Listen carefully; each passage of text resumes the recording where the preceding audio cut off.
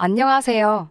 저는 결혼한 지 3년 된 30대 중반의 가정주부입니다. 시어머니가 결혼도 하기 전에 시집간 신우한테 제 재산 내주라며 말도 안 되는 억지를 쓰시길래 재산 대신 남편을 내주었습니다. 남편과 저는 우연히 만났습니다. 아는 언니가 나가기로 한 소개팅이 있었는데 언니가 갑자기 바쁜 일이 생겼다며 저에게 대타로 나가달라고 부탁을 하더라고요. 당시 저는 언니의 부탁을 거절할 수가 없어서 밥이나 한 끼 얻어먹고 와야겠다라는 심정으로 나갔습니다. 그런데 생각보다 남편이랑 말이 너무 잘 통해서 사귀게 되었고요. 당시 남편은 중소기업을 다니는 평범한 회사원이었고 저는 콜센터 상담사로 일하고 있었습니다. 둘이 합쳐 한 달에 500 정도를 벌었기에 결혼 이야기가 나왔을 때 같이 먹고 살기에 무리는 없지 않을 거라 생각했습니다. 저 같은 경우 친정 부모님이 결혼을 하게 되면 5천만 원 정도 지원을 해주신다고도 했었고 모아둔 돈도 조금 있었거든요. 하지만 막상 먼저 결혼 이야기를 꺼냈던 남편의 경제적 상황을 짚어보니 한숨밖에 나오지 않았습니다. 모아둔 돈은 2천만 원이 전부였고 시댁에서는 아직 대학교 졸업도 안 한 신우와 당신들 노후가 불안해서 맏아들인 남편이 장가를 간다는데도 한 푼도 보태줄 수 없다고 하셨습니다. 사귄 지 1년도 되지 않아 결혼을 약속한 마당에 시댁에서 그렇게 나오니 이 결혼을 하는 게 맞는 건가라는 고민을 하게 되더라고요. 친한 언니에게 어찌하면 좋겠냐고 털어놓으니 오히려 시댁에서 아무런 도움도 받지 않으면 나중에 혹시나 시댁에서 무리한 요구를 해와도 떳떳할 수 있다고 조언을 해줬습니다. 일리가 있는 말처럼 들렸어요. 물론 친정부모님도 이 상황을 아시고는 이 결혼은 안 하는 게 좋겠다고 말씀하셨습니다. 저는 돈이라는 게 있다가도 없는 거고 없다가도 있는 거 아니냐며 며칠 동안이나 친정부모님을 설득해야만 했어요. 그렇게 어려움을 이겨내고 남편과 저는 서로에 대한 믿음과 사랑으로 결혼을 하게 되었습니다. 사실 결혼식을 준비하는 과정 또한 순탄치만은 않았습니다. 집을 알아보는데 매물도 많이 없고 집값도 많이 올라 엄두가 안 나더라고요. 남편과 제가 며칠 동안 머리를 맞대고 고민해봐도 빠듯한 예산으로 매매는커녕 전세도 쉽지 않았거든요. 결국 저희는 제대로 된 집을 사기 전까지는 가전제품이 풀옵션으로 갖춰진 오피스텔에서 살기로 했습니다. 13평 남짓한 원룸이 전부였지만 신혼이니까 견딜 수 있겠다는 자신감이 있었네요. 결혼식을 며칠 앞둔 어느 날이었습니다. 하루는 일을 마치고 집으로 가려는데 시어머니께서 전화를 해오셨습니다. 시간 되면 시댁에 잠깐 들렸다 가라고 하시더라고요. 참고로 제가 일하는 직장과 시댁은 지하철로 30분 정도 걸리는 거리입니다. 저는 알겠다 하고 남편에게 전화를 걸어 지금 당신네 집에 가는데 당신도 있는 거 맞냐고 물었어요. 그러자 남편은 오늘 야근이라며 시어머니께서 왜 저를 부르시는지 짐작가는 바가 없다고 하더군요. 남편도 없을 거라고 하고 이유도 모른다 하니 얼마나 긴장이 됐는지 모릅니다. 집에 도착했을 때가 7시 반쯤이었는데 시부모님과 신우가 식사를 막 마쳤는지 시어머니께서 식탁을 치우고 계셨습니다. 저에겐 밥 먹었냐 한마디 묻지도 않으시더라고요. 주신다고 해도 자리가 불편해 먹을 생각도 없었습니다만 묻지도 않으시니 마음이 상하긴 했어요. 치우는 걸 도와드려야 하나 잠시 생각했지만 신우도 거실에 누워서 TV 보고 있고 아직 결혼도 안 한 데다가 제가 먹은 식사도 아닌데 제가 부엌에 들어가서 살림에 손을 대는 게 예의가 아닌 것 같기도 했고요. 그래서 약간 마음이 불편하긴 했지만 신우 옆에 가서 앉아 있었습니다. 곧 시어머니가 저를 식탁으로 부르시더니 결혼하면 오피스텔에서 산다는 게 사실이냐고 물으셨습니다. 그럼 혼수는 어떻게 할 거냐고도 물으셨고요. 이때 저는 뭐라도 사주시려고 물어보시는 건가 싶어서 아주 잠깐이지만 기대를 품고 감사함까지 느낄 뻔했습니다. 저희가 이사가려는 오피스텔은 풀옵션이라서 대부분 필요한 게 구비되어 있어 따로 살 건 없을 것 같다고 말씀드렸어요. 그러자 시어머니는 제가 생각지도 못한 말씀을 하셨습니다. 저더러 맏며느리 자리로 시집을 오면서 혼수도 없이 맨몸으로 올 생각인 거냐고 물으셨어요. 순간 제가 벙쪄서 아무 말도 못하고 있으니까 다른 집은 맏며느리가 들어오면 시댁 살림도 바꿔주고 시모밍크에 신우 명품백 사주는 게 기본이라던데? 넌 아무것도 안 할 생각이냐고 물으시는 거예요. 혼수도 없이 시집 오겠다는 걸 보니 한두 개 받는 걸로는 끝나지 않겠다고 하시는데 노골적으로 저한테 못 뜯어가시겠다는 투지까지 보여주시더라고요. 황당하고 어이가 없어서 남편도 저희 집에 맞사위로 장가오는 건데 아무것도 안 해오지 않는다고 말씀드렸어요. 그러자 사위는 백년 손님이란 소리 모르냐고 물으시면서 저더러 말 한마디를 안 잰다고 되바라졌다고 그러셨어요. 저는 일단 아드님하고 이야기를 나눠보시라고 제가 드릴 말씀이 없다고 말씀드리고 자리에서 일어났습니다. 신우는 거실에서 시어머니와 제가 하는 이야기를 엿듣기라도 한 건지 연신대박이라며 저를 어이없다는 눈으로 쳐다보고 있었습니다. 집으로 돌아오는데 생각할수록 괘씸하고 어이가 없더군요. 저는 바로 남편에게 전화를 걸어 방금 있었던 일을 이야기하며 그냥 우리 결혼은 없던 일로 하자고 했습니다. 남편은 시어머니가 그럴 줄은 상상도 못했다며 저에게 미안하다고 했지만 제 머릿속은 온통 헤어져야겠다는 생각뿐이었습니다. 하지만 막상 집에 도착하니 방 안에 쌓여있는 청첩장들이 눈에 들어오더라고요. 벌써 나이가 30을 넘었는데 주변에 파혼했다 소리를 어떻게 하나 싶고 부모님 체면에 제가 먹칠을 하는 것 같아서 죄송스럽고 마음이 복잡했습니다. 그 와중에 남편에게서 미안하다며 자기가 시어머니하고 제대로 단판을 짓겠다고 못 들은 걸로 해달라고 계속해서 전화와 문자가 쏟아졌어요. 결국 저는 남편의 말을 믿어보기로 했어요. 남편이 시어머니를 잘 구워 삶은 건지 시모의 그러한 요구는 결혼식을 올릴 때까지도 더는 별 말씀이 없으셨습니다. 하지만 이내 그 이유를 알게 되었습니다. 결혼식을 올리고 나서 제가 남편에게 모아뒀다던 2천만 원을 달라고 했어요. 집을 구하고 목돈 들어가는 건 일단 제 돈으로 해결을 했고 그 2천으로는 차를 사기로 했었거든요. 그런데 남편이 하루 이틀 차일피일 미루면서 2천만 원을 안 주더라고요. 결국 2주 정도 기다리다 계속 주지를 않으니 혹시나 하는 생각에 떠보듯이 혹시 그 돈 어디다 쓴 건 아니겠지 하고 물어봤어요. 그러자 남편이 전곡을 찔렸는지 축벽거리면서 그게 다 쓴 건 아니고 반만 썼다고 순순히 실토를 하더라고요. 결혼 앞두고 제정신이 박힌 게 아니라면 그 돈 가지고 뻘짓은 하지 않았을 테니 혹시 뭐 주식이나 코인 같은 걸로 돈 조금 불려보려고 했던 거냐고 물어봤어요. 그런데 그런 건 또 아니랍니다. 그럼 도대체 뭘 한 거냐고 그 많은 돈이 다 어디 갔느냐 물으니 시어머니가 키워준 값도 안 내놓고 장가를 가냐고 아들 키워놔봤자 소용없다며 나오지도 않는 눈물을 쥐어짜내고 아주 난리도 아니셨답니다. 보다 못한 남편이 홧김에 1,000만 원이면 되겠냐고 소리를 질렀더니 시어머니는 자기가 언제 울었냐는 듯이 그거면 되겠다고 지금 보내라고 하셨다 하네요. 남편 말로는 어이도 없고 진짜 치사하고 더러워서 그냥 이걸로 더 이상은 안 해주겠다는 생각으로 줬다는 거예요. 지금이야 아쉽겠지만 이게 더 멀리 보면 사게 먹힐 거라면서 제게 설명하면서요.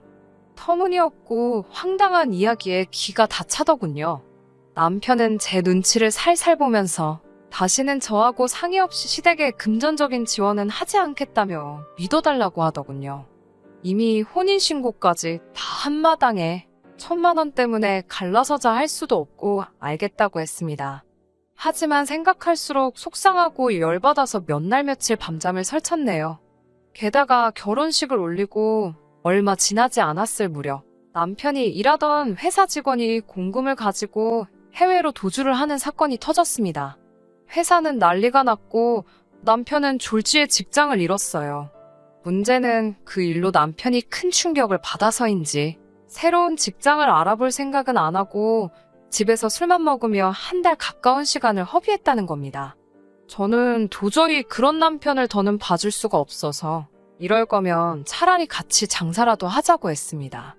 저도 매일같이 고객들한테 전화기 너머로 불평불만을 듣는 상담사라는 일에 이골이 난 상태기도 했거든요.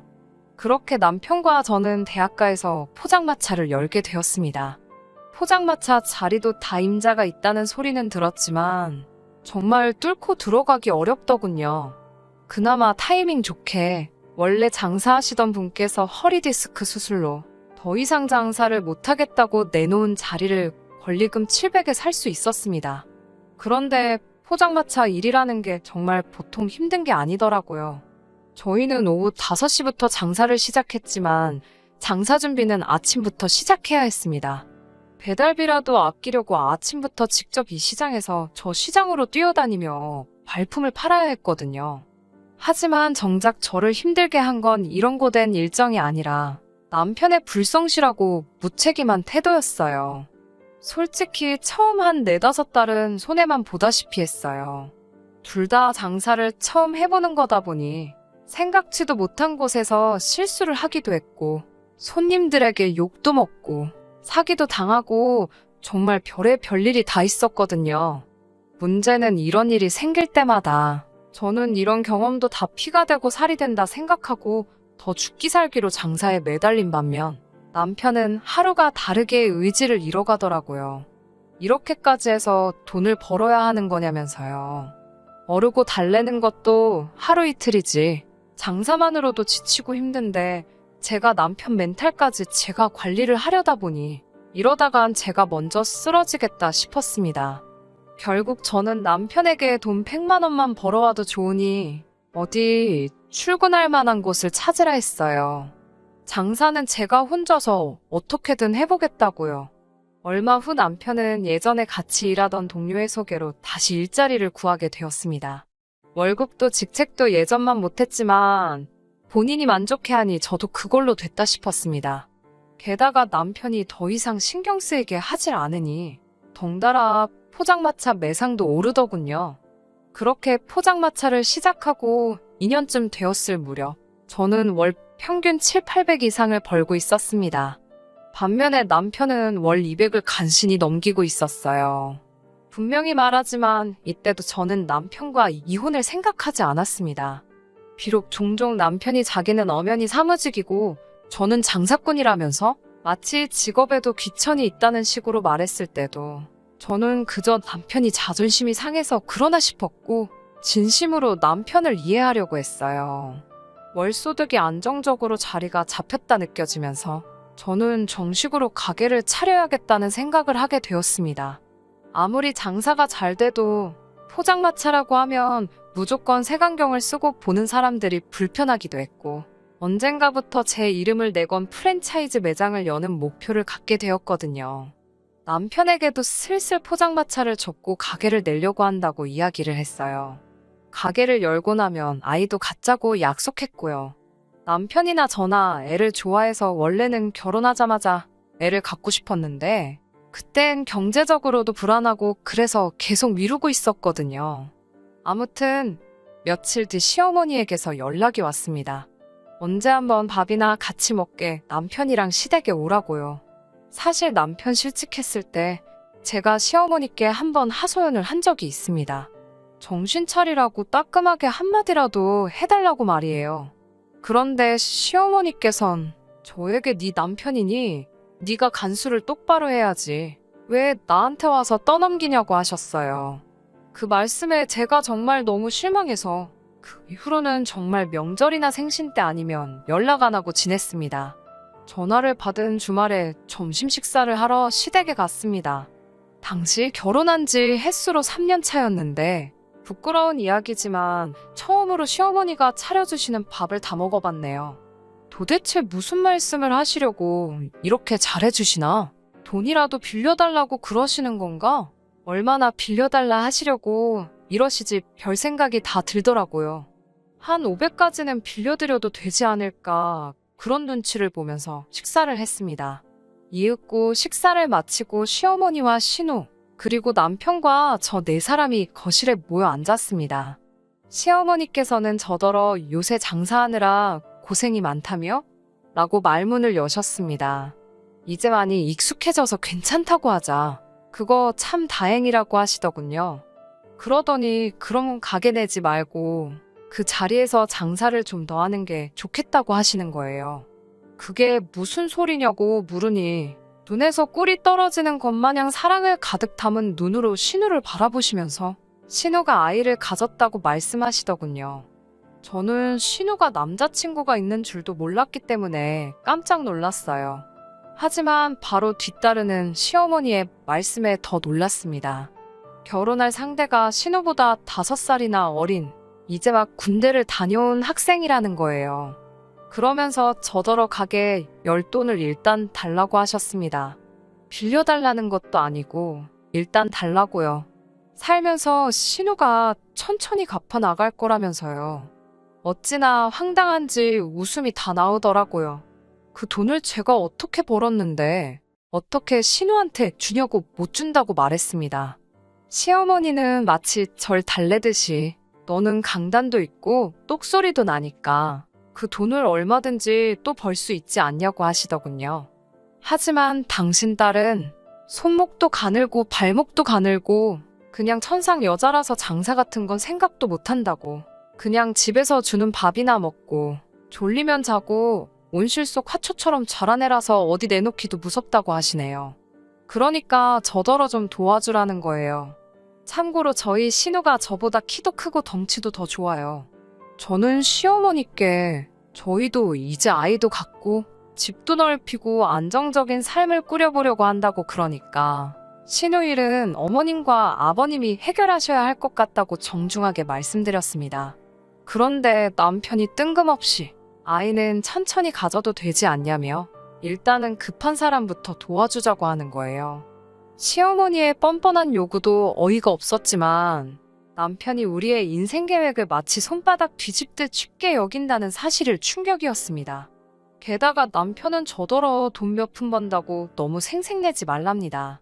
한술 더 떠서는 자기 실직했을 때부터 제가 자기를 무시하기 시작했다고 하네요.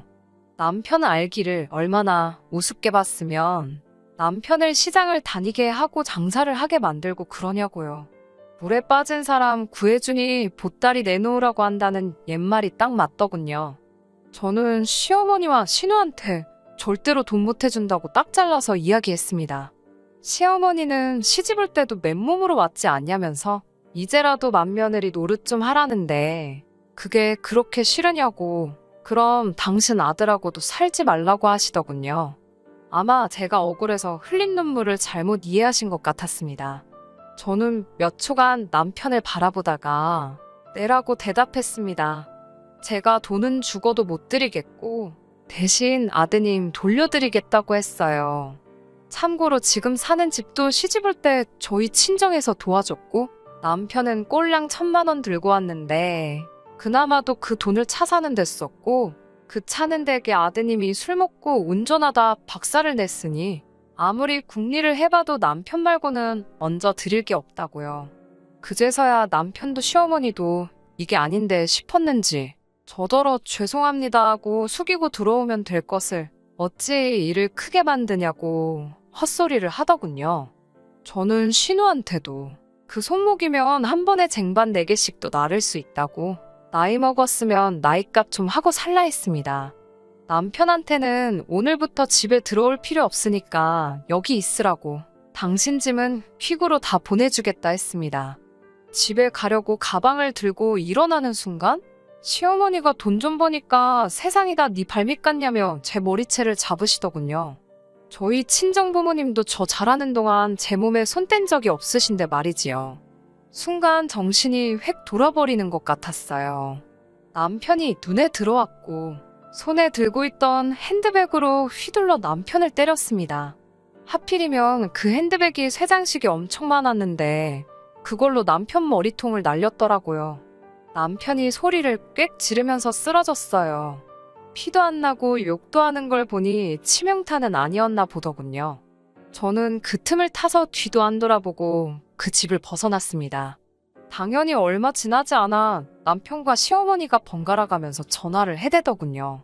저는 결국 친정아버지께 연락을 드렸고 친정아버지께서 한달음에 저희 집으로 쫓아오셨습니다. 사실 시어머니께서 혼자셔서 웬만하면 친정아버지가 양쪽 집안일에 나서지 않으셨거든요. 친정아버지가 도착하시고 한 10분도 채 되지 않아서 남편과 시어머니가 현관 비밀번호를 따고 들어왔습니다. 현관 문이 열리면서부터 욕을 내뱉던 두 사람은 저희 친정아버지를 발견하곤 갑자기 합주기가 되더군요. 친정아버지가 평소에도 우리 딸을 이렇게 대한 거냐며 남편 멱살을 잡았습니다. 남편은 깨갱하며 죄송하다는 말만 연신하더군요. 친정아버지는 남편에게 곱게 이혼하고 우리 딸 인생에서 꺼지라고 그러시더군요. 저는 친정아버지의 그런 무서운 모습을 그때 처음 봤는데 정말 든든했습니다. 그 이후로 한 2주 동안 남편에게 미안하다며 다시 생각해볼 수 없냐는 연락이 왔지만 결국 이혼했습니다. 돈이 없는 것보다도 자격지심이 심한 그 남자를 제가 더 이상 품어줄 수가 없겠더라고요. 저는 남편과 이혼하고 포장마차를 접었습니다. 그리고 목표했던 대로 제 이름 석자를 걸고 가게를 열었습니다. 다른 걸 다 떠나서 남편에게 고마운 것이 딱 한 가지가 있습니다. 남편의 실제가 아니었으면 제 인생의 시작도 하지 않았을 사업을 시작하게 해준 것, 그리고 그로 인해 이렇게 제 이름 달린 가게 하나를 차리기까지 이렇게 성공할 수 있게 계기를 만들어 주었다는 거예요. 이혼하게 된 부분에 대해서는 한 점 아쉬운 게 없네요. 그간 제가 스스로 참아가며 희생을 해준 만큼 남편도 저를 위해 해준 게 하나도 없으니까요. 한 달에 이제 100몇만 원 받는 수입으로 새 식구, 아니 이제 신혼의 애에다가 신우랑 결혼할 남자까지 하면 5식구일 텐데 그 돈으로 평생 행복하게 먹고 살았으면 좋겠다는 생각이 드네요. 끝까지 들어주셔서 감사합니다. 오늘의 사연은 여기까지입니다. 구독과 좋아요, 알람 설정 부탁드리고 더 좋은 사연으로 다시 찾아뵙겠습니다. 감사합니다.